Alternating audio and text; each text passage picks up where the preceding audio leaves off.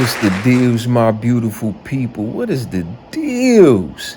It's your boy Emilio Gambino. Welcome to Emilio Duran's place, where I talk about and display various things. What's going on, y'all? So this story is very, very disturbing. And I cannot believe we actually have people out here in these type of jobs that don't really give a fuck about people. And I'm trying to figure out, how did this lady get this job? Like, she must have really fooled the people during the hiring process, or if there was a review board. She must have showed them that she really cares and has integrity and hard work ethic, because this is really sad, man. So y'all see the information on the screen, but I just want to tell a story, right? Just picture if it was you or myself calling 911 and this fat piece of crap answers the phone, and I say, "Yes, this is Mr. Duran. I have an emergency." And then she says, "What's your emergency, sir?" And then I say, "My lady collapsed on the floor and is not breathing. I'm trying to give her CPR at this very moment. Please send somebody over, please." And she just hangs up the phone on you.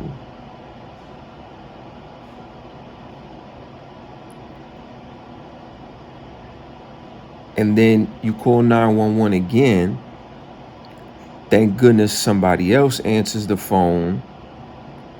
They do the right thing, which is in their policy. They ask certain questions and they say, "We're going to get somebody over immediately." People come over, the police, the EMT, etc., and they revive my lady and save the day. And this lady here, according to these documentations, she had over hundreds and hundreds of phone calls, all different type of situations and emergencies. Probably somebody breaking in their home, a baby probably stopped breathing or choking, a old person probably fell, collapsed, right? You witness a car accident, you're calling. You hear something outside your window, someone broke in your car, you're calling. And this woman answered the phone over hundreds of times and hangs up on people. And then when they get audited, thank goodness they do an audit, they audit all her phone calls over the past month or 3 months, however many times, or when they do their audits. And they found out she hung up on people hundreds of times. How did you get this job? And then when she was questioned about it, she said she didn't feel like talking. Ma'am, that's your fucking job, is to talk and ask questions and give people help and advice. Yo, this is crazy. Like, seriously, this is crazy. And I believe that the time that she got or is getting is not good enough, because, and this is why, because what if like 5 of those calls was the person died, right? Either the person had got shot and that was your phone call. The person fell down the stairs and that was your phone call to help that person who fell down the stairs and they died.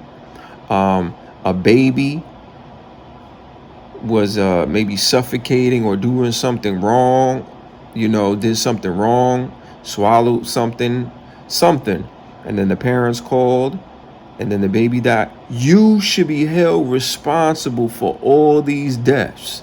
You should be in prison for 30, 40, 50 years if any of those phone calls you just hung up on the people was a very serious emergency. See, a lot of people lucky that I'm not in charge of a town or a district, because it'll be strict guidelines and rules and laws. For real. And guess what?